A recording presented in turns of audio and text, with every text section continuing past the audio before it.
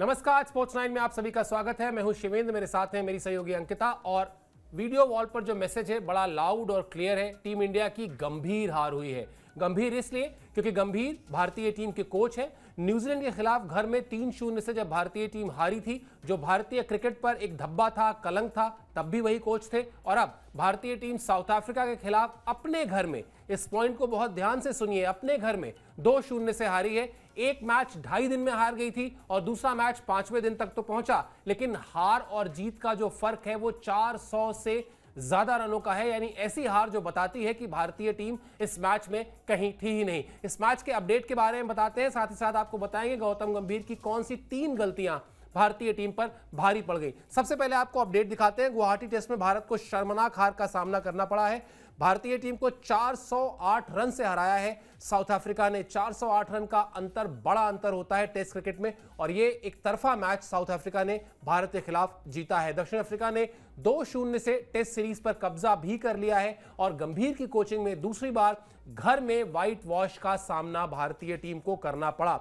New Zealand के बाद दक्षिण अफ्रीका ने भी भारतीय टीम को व्हाइट वॉश किया और जिस तरह से हराया दोनों ही मैच में, जैसा मैंने अभी कहा था, कोलकाता टेस्ट मैच में 2.5 दिन में हराया था भारतीय टीम को, और यहां मैच तो 5 दिन चला, लेकिन इस पूरे 5 दिन में एक भी मिनट अंकिता ऐसा लगा नहीं कि भारतीय टीम, जो लंबे समय तक दुनिया की नंबर 1 टेस्ट टीम रही है, जो लंबे समय तक भारत के अलग अलग खिलाड़ी अलग अलग रैंकिंग्स में छाए रहे हैं, जो वर्ल्ड टेस्ट चैंपियनशिप के पहले दोनों एडिशन के फाइनल में पहुंची है, उस टीम का इतना बुरा हाल सोचा नहीं था। बिल्कुल। और देखिए, मतलब अगर आप किसी और के सरजमी पर हारे होते तो शायद ये हार जो है वो कहीं ना कहीं थोड़ी सी हम पचा भी जाते, लेकिन अपनी सरजमी पर आप इस तरीके से मैच को खेलते हैं। और जब पहला मैच हार गई थी टीम इंडिया, उसके बाद से तमाम सवाल उठ रहे थे कि भाई क्या Guwahati test match team India बचा पाएगा, वहां से क्या क्लीन स्वीप क्या बचा पाएगा। लेकिन जिस तरीके से प्रदर्शन रहा, टॉस हारी और हारने के बाद जो है वो सिलसिला शुरू हुआ, जहां पर कोई भी बल्लेबाज जो है वो शतकीय पारी नहीं खेल पाया, जो कि बहुत ही शर्मनाक यहाँ पर भारतीय बैटर के लिए रहा है, भारतीय टीम के लिए रहा है। और जिस तरीके से प्रदर्शन यहाँ पर साउथ अफ्रीका की टीम ने किया है, मतलब टेम्बा की कप्तानी में जिस तरीके से प्रदर्शन रहा है उनका खुद का, और भारतीय जो बैट्समैन रहे उनको जिस तरीके से आउट किया यहाँ पर, और ये दर्शाता है कि उनका जो अप्रोच रहा है ना वो बिल्कुल क्लियर रहा है कि यहाँ पर जीत के इरादे से वो उतर रहे हैं। और हर एक खिलाड़ी जो है वो कैलिबर रहा है उनका। और जिस तरीके का हमने देखा है कि अगर उनके टॉप ऑर्डर बैट्समैन आउट भी हुए तो उनके जो निचले क्रम की बल्लेबाजी रही है, टिक कर बल्लेबाजी, टेस्ट मैच में कैसे टिक कर बल्लेबाजी करनी होती है, आई थिंक साउथ अफ्रीकी बल्लेबाजों से सीखना पड़ेगा आपको, जहाँ पर मार्को यानसन के अलावा मुथुस्वामी ने कमाल का प्रदर्शन किया था। और जिस तरीके का प्रदर्शन उनकी टीम ने किया है पहली इनिंग में, अगर हम बात करें दूसरी इनिंग में भी जिस तरीके से प्रदर्शन किया और गेंदबाजी में क्या कमाल का प्रदर्शन किया, तो कहीं ना कहीं ये शर्मनाक हार है। न्यूजीलैंड के बाद जो है वो क्लीन स्वीप भारतीय टीम यहाँ पर भी हुई है। 2-0 से इस मुकाबले को, इस सीरीज को जो है वो नाम किया यहाँ पर साउथ अफ्रीकी टीम ने। और तारीफ यहाँ पर जो है वो साउथ अफ्रीकी टीम की जरूर करनी बनती है। बिल्कुल। और कई बार ऐसा होता है कि आपको यही नहीं समझ में आता कि हार के कारण अगर आप तलाशने बैठें तो किसे जिम्मेदार ठहराया जाए, क्योंकि आपके सामने कोई एक नाम भी नहीं होता, जिसका जिक्र अभी आपने भी किया कि आप अगर इस पूरे 2 मैच की सीरीज में अगर कोई एक बल्लेबाज होता जो अलग से दिख रहा होता, जिसकी परफॉर्मेंस, जिसके रन्स, जिसका कमिटमेंट, जिसका इंटेंट, जिसका समर्पण दिख रहा होता, तो आप कहते कि भाई फला बल्लेबाज ने तो संघर्ष किया लेकिन बाकी टीम ने उसका साथ नहीं दिया।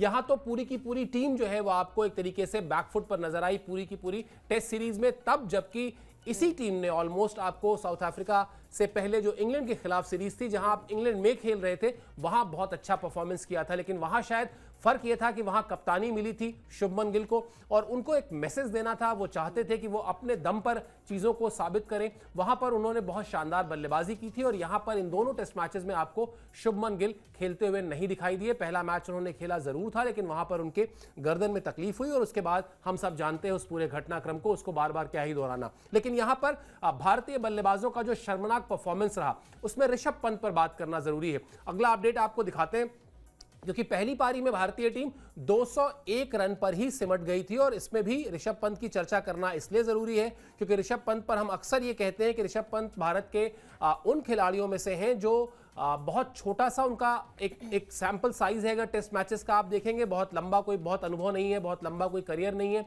लेकिन वो 5-6 साल में ही उन्होंने ऐसे टेस्ट मैचेस खेले हैं जो भारतीय टीम के लिए बहुत ही शानदार रहे हैं। लेकिन पहली पारी में 201 और दूसरी पारी में 140। अब बात करिए अगर ऋषभ पंत की, तो उनकी परफॉर्मेंस भी हम आपको दिखाई रहे। पहली पारी में 7 रन और दूसरी पारी में 13 रन। वो जो अनिल कुंबले कह रहे थे, जिसका हमने जिक्र भी किया था अपने पिछले शो में अंकिता, कि यहां कप्तान के तौर पर ज्यादा कमी खली शुभमन गिल की, शायद वो कमी कप्तानी की नहीं खली, उनकी बल्लेबाजी की खली। ऋषभ पंत को कप्तानी सौंपी गई, उनके ऊपर ये रोल था कि वो टेस्ट मैचेस में अच्छा करते, लेकिन ना तो पिछले टेस्ट मैच में और ना इस टेस्ट मैच में। 7 रन और 13 run leading from the front जो कहते हैं कप्तान के लिए जरूरी है। आप बार बार टेम्बा बबूमा की इतनी तारीफ करती हैं, ऋषभ पंत प्रभावित नहीं कर पाए, मतलब बिल्कुल कहीं दूर दूर तक इस टेस्ट मैच में भी। बिल्कुल, और देखिए मतलब एक फेल्योर कलेक्टिव यहाँ पर हुआ है, लेकिन हाँ बात जो है वो ऋषभ पंत की करनी इसलिए बनती है क्योंकि देखिए टेस्ट फॉर्मेट के जो है वो काफ़ी बढ़िया खिलाड़ी है और हमने हमेशा देखा है कि जब जब भी टीम इंडिया लड़खड़ाती थी या फिर टफ कंडीशंस में रहती थी, टफ सिचुएशन यहाँ पर भारतीय टीम के लिए रहती थी, वहाँ पर जिस तरीके से बल्लेबाजी पंत करते थे, इस मैच में कहीं पर भी जो है वो टीम इंडिया नहीं दिखी कि कोई एक ऐसा बल्लेबाज हम नाम गिना दें, मतलब नाम तो बहुत बड़े बड़े, लेकिन कोई भी ऐसा अपने नाम के मुताबिक प्रदर्शन वहाँ पर नहीं कर पाया। यही चीज़ें जो है वो दिखाती हैं जब आप मतलब नंबर 6, नंबर 7, नंबर 8 के बल्लेबाजों को आप आउट नहीं कर पा रहे। मुथुस्वामी उनमें से एक है जिन्होंने शतकीय बल्लेबाजी की, वहां पर विकेट्स नहीं गिर रहे थे, वो फ्रस्ट्रेशन जो है वो मैदान पर भी हमने देखा। तो कहीं ना कहीं आपको वो स्ट्रेटजी बनानी पड़ेगी, आपका मैदान है, आपकी कंडीशंस है, आपकी ऑडियंस है, आपके हाथ में जो है वो मैच था। क्योंकि जब हम लगातार इस शो से पहले बात कर रहे थे, इससे पहले जब मैच नहीं हो रहा था उससे पहले भी बात कर रहे थे कि जितने भी मैचेस आपकी सरजमी पर अगर वहां पर आप जीतते हैं तो आप पॉइंट्स टेबल पे इजीली जो है वो मैच को अपनी टीम को जो है वो आगे बढ़ा सकते हैं, पॉइंट्स आपके खाते में जुड़ जाएंगे, आप जो है वो पॉइंट्स टेबल पे पहले नंबर या दूसरे नंबर पर जो है वो आ सकते थे। लेकिन यहाँ से जो रास्ता आपके लिए जो कठिनाइयों का रास्ता जो है वो और भी बढ़ता जाएगा, क्योंकि एक हार जो है वो आपको कई दफा पीछे ढकेल देती है, जैसा हमने न्यूजीलैंड के खिलाफ देखा था। उसके बाद बीजीटी हुई तो वहां पर भी भारतीय टीम का प्रदर्शन हमने देखा था, मतलब कोई भी बल्लेबाज वहां पर टिक नहीं पाया था। ऐसा ही यहाँ पर कोलैप्स जो है वो भारतीय टीम की तरफ से देखने को मिला। लेकिन कहीं ना कहीं जो हम लगातार बात कर रहे थे कि जो बल्लेबाजी क्रम को लेकर लगातार बातें हो रही थी, भाई ऑलराउंडर्स को आप इतनी ज्यादा तवज्जो दे रहे हैं, क्यों T20 फॉर्मेट और ओडीआई फॉर्मेट का जो हम कहते हैं ना कि रोड मैप है वो टेस्ट मैच में आप लेकर आ रहे हैं, तो बहुत सारी कमियां यहाँ पर देखने को मिली। जब आप जीतते हैं तो फेवर सारी चीजें आपके तरफ जाती हैं कि चलिए ठीक है, यहाँ पर अगर आपने चेंजेस किए तो वो आपकी तरफ गए। लेकिन जब आप टेस्ट मैच की बात करते हैं, जैसा साउथ अफ्रीकी टीम ने प्रदर्शन किया, मतलब टिककर बल्लेबाजी की, बिल्कुल वही अप्रोच दिखाया कि भाई अगर हमारे कप्तान आउट हो गए, हमारे बड़े प्लेयर्स आउट हो गए, तो कैसे हमें मैच में बने रहना है, कैसे मैच को आगे तक लेके जाना है। आई थिंक दोनों इनिंग्स को मिलाकर भारतीय टीम जो है वो 400 के पास भी नहीं पहुंच पाई है, तो ये दर्शाता है कि मतलब आपकी टीम कैसा प्रदर्शन कर रहे हैं। दोनों ही अगर हम इनिंग्स की बात करें मिलाकर, तो मतलब आप उनके पहले इनिंग के बराबर भी नहीं पहुंच पा रहे, तो ये सबसे बड़ा फेल्योर यहाँ पर दिखाई दिया भारतीय टीम की तरफ से। बिल्कुल, और ये फेल्योर जो है वो सामूहिक तौर पर हुआ है, एक तरीके से कलेक्टिव फेल्योर है। कोई भी खिलाड़ी ऐसा नहीं है जिसके नाम पर आप कह सकें कि इनको छोड़ दीजिए, इन्होंने तो संघर्ष किया। एक तरफ से आपको बता देते हैं, यशस्वी जायसवाल ने इस सीरीज में 4 पारियां जो खेली 2 टेस्ट मैचेस की, उसमें उनके 83 रन है, यानी 83 रन है। उसके बाद आप केएल राहुल की बात कर लीजिए, 2 टेस्ट मैचेस की 4 पारियों में 68 यानी 68 रन है सिर्फ उनके। तो ये परफॉर्मेंस है इन 2 बल्लेबाजों का। उसके बाद ऋषभ पंत 2 टेस्ट मैच की 4 पारियों में कुल 49 रन है उनके। उसके बाद आप अगर नाम लेंगे एक और बल्लेबाज जो है शुभमन गिल, तो खैर नहीं खेल पाए, उसके अलावा किसी भी बल्लेबाज के रन नहीं है। ले दे के रन अगर जो सबसे ज्यादा रन बनाने वाले बल्लेबाज कह लें तो वो वाशिंगटन सुंदर हैं, जिनको बतौर ऑलराउंडर खिलाया गया था। लेकिन क्या जरूरत से ज्यादा ऑलराउंडर खिलाना ही भारतीय टीम को भारी पड़ गया, इस पर भी आगे बात करेंगे। लेकिन आपको फिलहाल अगला अपडेट दिखाते हैं। अगले अपडेट से आपको समझ में आएगा कि मैच कैसे चला। जैसा अभी अंकिता कह भी रही थी कि भारतीय टीम दोनों पारियों को मिलाकर भी उतने रन नहीं बना पाई जितने रन पहले ही पारी में दक्षिण अफ्रीका ने बना लिए थे। 489 रन, 489 रन उन्होंने बनाए, और उसके बाद दूसरी पारी में साउथ अफ्रीका ने 260 रन 5 विकेट के नुकसान पे पारी समाप्ति का ऐलान किया था। इस तरह भारत के सामने 549 रन का लक्ष्य था, और भारतीय टीम ने पहला सेशन जो है वहां भी साउथ अफ्रीका ने डोमिनेट किया 5वें दिन, और दूसरे सेशन में भारतीय टीम आउट हो गई। कुल जमा स्कोरबोर्ड पर रन्स थे 140। आप बिल्कुल साफ ये जो 408 रन का फासला है, आप इसमें बल्लेबाजों का जो हश्र रहा वो तो हमने देखा ही देखा, गेंदबाजों को भी आप क्लीन चिट नहीं दे सकते अंकिता, क्योंकि जिस विकेट पर भारतीय टीम दोनों पारियों को मिलाकर 350 रन तक पहुंच रही है, वहां पर अगर आपकी विरोधी टीम ने 700 से ज्यादा रन बनाए हैं, तो वो दिखाता है कि गेंदबाजी भी उस तरीके से नहीं हुई जिस तरीके से होनी चाहिए थी। बिल्कुल। और देखिए हम लगातार बात करते हैं कि प्रीमियम बॉलर हमारे पास है, देश के बेहतरीन, वर्ल्ड के बेहतरीन बॉलर्स हमारे पास हैं, लेकिन जो मतलब आप बुतो स्वामी को आउट नहीं कर पा रहे थे, आप मार्को यानसन को आउट नहीं कर पा रहे थे, मतलब तो वो फेलियर वहां पर देखने को मिला कि जैसा बल्लेबाजों ने किया, गेंदबाजों ने भी वैसा ही किया। मतलब 700 रन अगर हम दोनों इनिंग्स की मिलाकर बात करें साउथ अफ्रीकी टीम की, तो आप वहां पर विकेट्स नहीं ले पा रहे थे। तो ये एक मतलब हार ऐसी हार है जो चुभती है। मतलब हमारे पास ऐसे खिलाड़ी हैं, वर्ल्ड के नंबर 1 बैट्समैन है, बॉलर्स हैं, पूरी टीम जो है वो कहीं ना कहीं प्राउड फील करते हैं, अभी भी करते हैं, कोई बात नहीं। मतलब एक हार दो हार चलती है, लेकिन आप अपने घर पर अगर आप हारते हैं तो कमियां बहुत निकलती हैं कि भाई पिच आपके अकॉर्डिंग थी।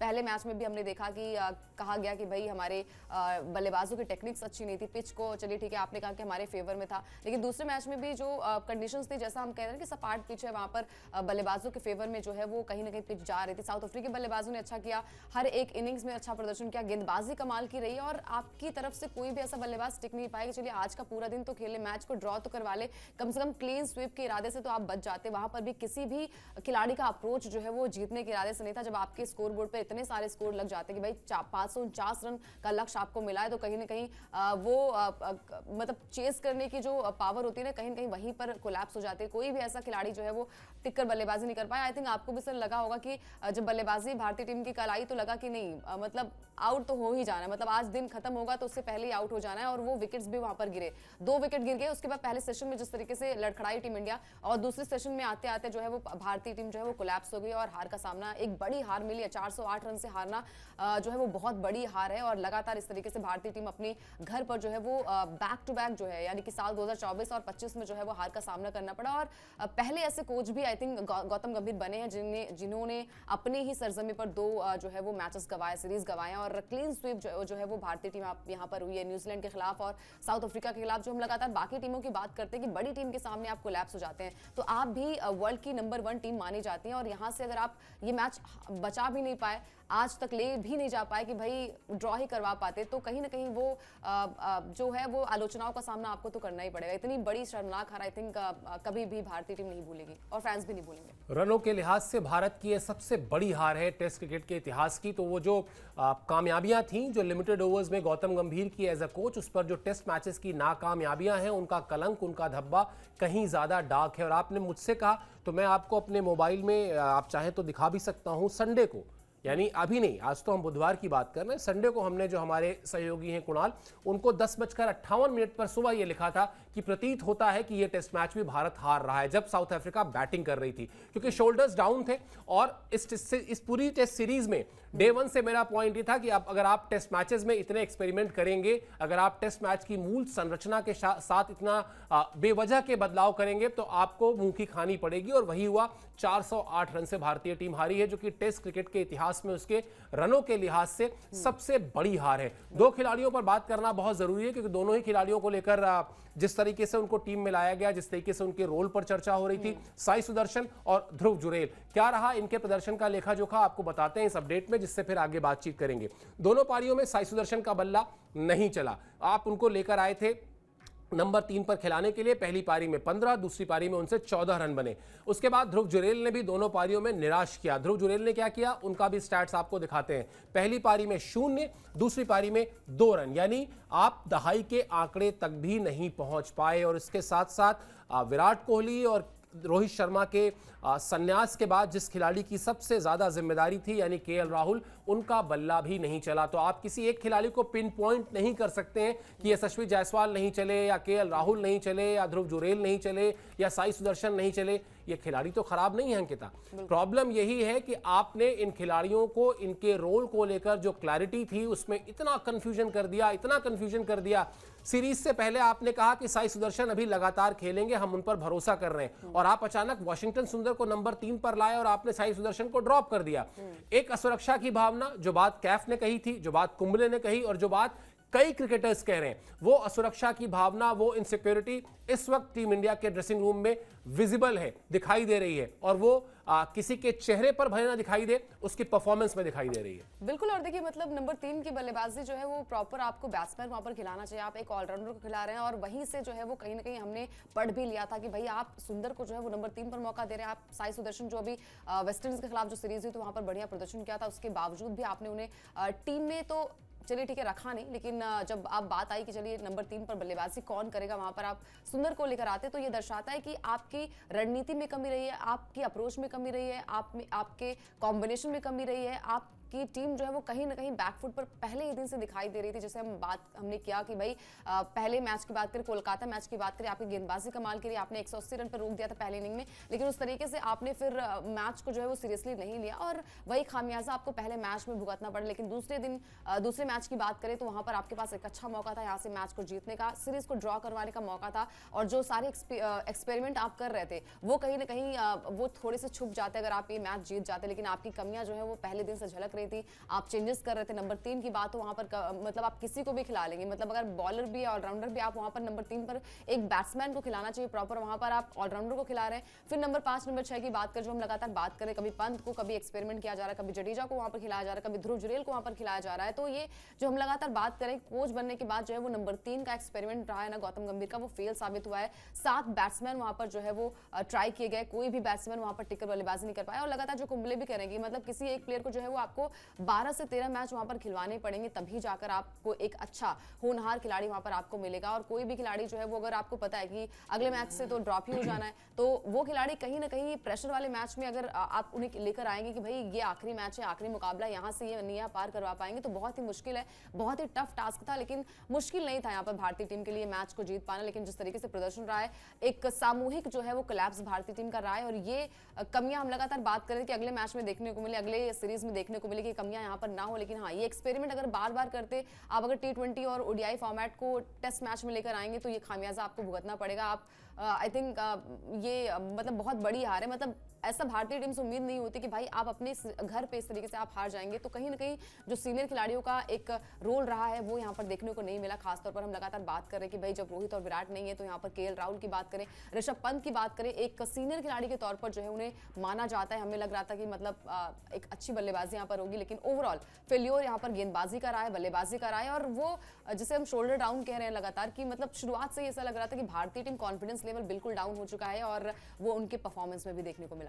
बिल्कुल, और सिर्फ गेंदबाजी और बल्लेबाजी में ही नहीं, फील्डिंग में भी बहुत खराब परफॉर्मेंस रही। हाथ में आए कैचेस ड्रॉप किए भारतीय टीम के खिलाड़ियों ने, और यही वजह है कि इस वक्त भारतीय टीम अपने घर में अपने टेस्ट क्रिकेट के इतिहास की रनों के लिहाज से सबसे बड़ी हार का सामना कर चुकी है। बहुत कष्ट होता है, बहुत तकलीफ होती है, क्योंकि जैसा अंकिता बार बार कह रही हैं कि अगर ये कहीं पर्थ में आप हारे होते, कहीं एडिलेड में आप हारे होते, लॉर्ड्स में हारे होते, बर्मिंघम में हारे होते, वेलिंगटन में हारे होते, समझ में आता कि आप एक ऐसी जगह पर खेल रहे थे जहां पिच आपके मिजाज की नहीं थी, जहां का मौसम आपको सूट नहीं करता, जहां के जो क्रिकेट फैंस थे वो आपके देश के नहीं थे, लेकिन आप अपने घर में हारे हैं। और घर में इतनी बड़ी हार, इतनी शर्मनाक हार, इसका कोई जवाब किसी के पास नहीं है। आप करिए जितनी मर्जी आपको प्रयोग करने, T20 में करिए, वनडेज में करिए, लेकिन टेस्ट क्रिकेट की आत्मा के साथ जब भी आप खिलवाड़ करेंगे, उसका नतीजा आपको हो सकता है, मैं बार बार ये बात कह रहा था, हो सकता है वॉशिंगटन सुंदर नंबर 3 पर आकर किसी मैच में शतक भी लगा दें, बावजूद इसके आप उनको नंबर 3 पर नहीं खिला सकते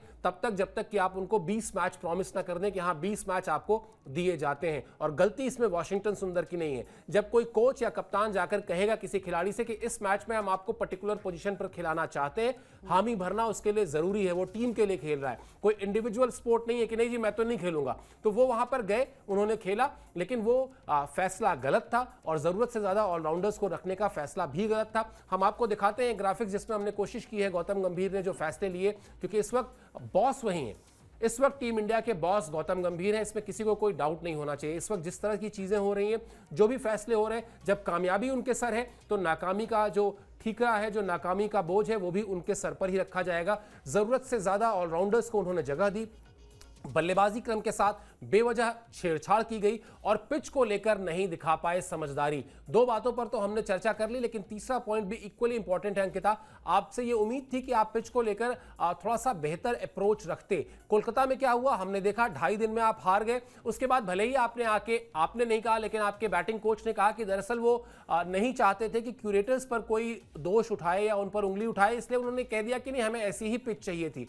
क्या वहां पर क्यूरेटर्स डिसाइड करते हैं कि कैसी पिच चाहिए, या कोच डिसाइड करता है, कप्तान डिसाइड करता है? दुनिया की हर टीम को पता है कि ये कहीं लिखा हुआ नहीं है, लेकिन हर टीम को पता है कि होस्ट टीम का जो कैप्टन होता है, जो कोच होता है, वो पिच के साथ अपनी मनमर्जी की पिच चाहता है। अगर ये हार ये इस पूरी सीरीज की बात कर रहे हैं। अगर हम भारत से बाहर हारे होते समझ में आता है, पिच पर आपका कोई कंट्रोल नहीं है, पिच कंट्रोल कौन करेगा? विरोधी टीम का कप्तान। लेकिन यहां पर आपने पहले मैच में रैंक टर्नर लिया, आपकी जो हालत हुई हम सबने देखा, और उसके बाद इस मैच में जहां आपने पाटा विकेट बनवाई, जहां पर 750 रन बना दिए साउथ अफ्रीका में, आपसे जो है वो 400 रन नहीं बने। तो ये दिखाता है कि पिच को लेकर भी गौतम गंभीर की जो समझ थी वो अब सवालों के घेरे में है।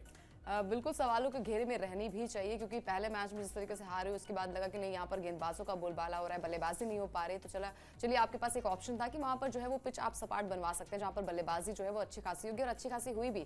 टॉस आप हार गए, और सबसे बड़ा फैक्टर यही होता है कि टॉस हारते हैं, कोई भी टीम हारती है तो थोड़ा सा उसका ड्रॉबैक तो होता है, लेकिन वो चीजें आपकी बल्लेबाजी में भी देखने को मिलती है कि भाई आप भी वहां पर बल्लेबाजी कर सकते थे, जैसे साउथ अफ्रीकी ने किया। साउथ अफ्रीकी बल्लेबाजों ने कमाल का प्रदर्शन किया, मतलब टॉप 4 बैट्समैन जो है वो 30 से ऊपर रन बना जाते हैं। उसके बाद जो निचले क्रम की बल्लेबाजी होती है, मार्को यानसन हो या फिर यहाँ पर मुथुस्वामी हो या फिर ट्रिस्टन स्टब्स हो, सेकंड इनिंग की बात करें वहां पर भी एक अच्छा खासा प्रदर्शन देखने को मिला। मुल्डर जो है वो अच्छी बल्लेबाजी करके चले जाते हैं, तो मतलब उनके जो निचले क्रम की बल्लेबाजी है वो भी कमाल की है। भारतीय टीम में कोई भी ऐसा बैट्समैन नहीं है। अगर हम बात करें अपने नंबर 5, नंबर 6, नंबर 7 की बल्लेबाजों की बात करें, तो इतना ज्यादा बिलीव नहीं हो पाता कि ये थोड़ी देर तक टिक पाएंगे या नहीं टिक पाएंगे। वैसा ही फेल्योर जो है वो भारतीय टीम की बल्लेबाजी में भी देखने को मिला। और पिच को लगातार लेकर जो बातें हो रही कि भाई पहली जो पिच थी, जो कोलकाता के खिलाफ, जो कोलकाता के मैच की बात करें, वो जो विकेट थी वो कहीं ना कहीं आपके फेवर में नहीं थी। चलिए ठीक है, वहां पर जो है वो साउथ अफ्रीकी टीम भी बल्लेबाजी नहीं कर पा रही थी, लेकिन दूसरे मैच में जिस तरीके से बल्लेबाजी, जिस तरीके से बाउंस बैक किया, मतलब आप टोटल मिला के 400 रन भी नहीं बना पा रहे हो दूसरी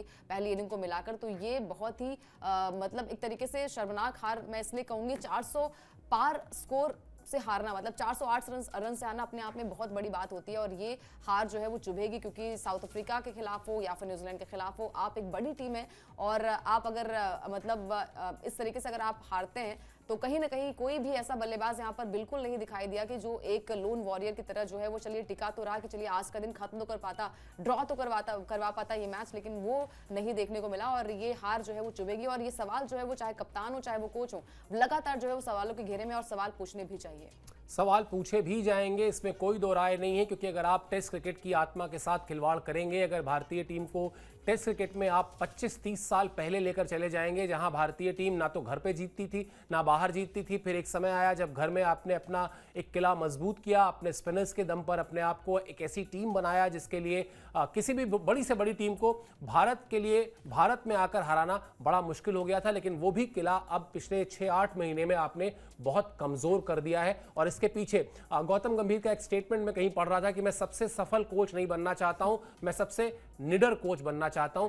बनिए आप निडर कोच, कोई दिक्कत नहीं, लेकिन उस निडर कोच बनने की प्रक्रिया में भारतीय टेस्ट क्रिकेट को आप पीछे लेकर मत जाइए, उसका अधिकार किसी को नहीं है, क्योंकि खेल सबसे बड़ा है। कोई भी खिलाड़ी हो, कितना भी बड़ा खिलाड़ी हो, उससे बड़ा जो है वो खेल है। और खेल पर जब धब्बा लगता है, जब भारतीय फैंस को धब्बा लगता है, झटका लगता है हार का, तो फिर वो दर्द जो है वो अलग किस्म का है। अगर आप लिमिटेड ओवर्स में एक वर्ल्ड कप की ट्रॉफी या चैंपियंस ट्रॉफी की खुशी मनाते हैं, तो फिर इस हार पर भी आपको जिम्मेदारी लेनी होगी, और वो फैसले लेने होंगे जिसपे ये जो बेवजह के प्रयोग किए जा रहे हैं वो तत्काल प्रभाव से बंद किए जाएं, वरना भारतीय क्रिकेट, जैसा मैंने कहा, कि कई दशक पहले चला जाएगा, और फिर वहां से वापस आना, जो दबदबा उसका था, जो मैं था शब्द बहुत सोच समझ के इस्तेमाल कर रहा हूं, क्योंकि अगर न्यूजीलैंड और साउथ अफ्रीका ने आपको घर में हरा दिया है और आपके पास जीत सिर्फ बांग्लादेश और वेस्ट इंडीज के खिलाफ है घर में, तो फिर कोई भी टीम आपको घर में आकर हराने की सोच सकती है, जो पहले बड़ी से बड़ी टीमें सोचती तक नहीं थी। ये बड़ा फर्क आ जाएगा